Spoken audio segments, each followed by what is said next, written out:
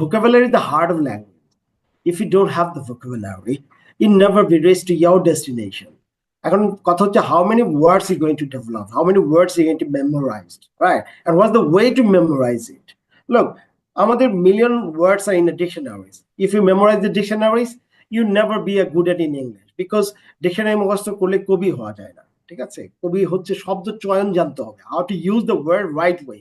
So exactly Oxford diagnosis করে find out করেছে যে 5000 ভোকাবুলারি যদি আপনি জানেন, যেটা কমনলি ইউজ হয় 5000 vocabulary, and this 5000 vocabulary is everywhere you're going to use it.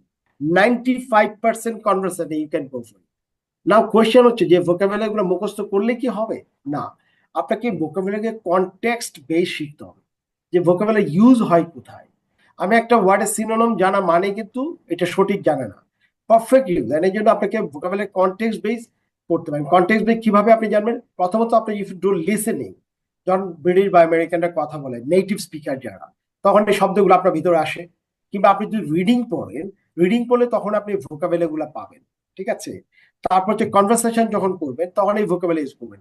I mean vocabulary আপনাকে কনটেক্সট বেস ইউজ করতে হবে, যে কোথায় কোন কঠিন ওয়ার্ড ইউজ করা মানেই কিন্তু ভাষার কমিউনিকেশন না। কমিউনিকেশন হচ্ছে perfectly frequent word, that word is using it for understand to each others, right? That is very important.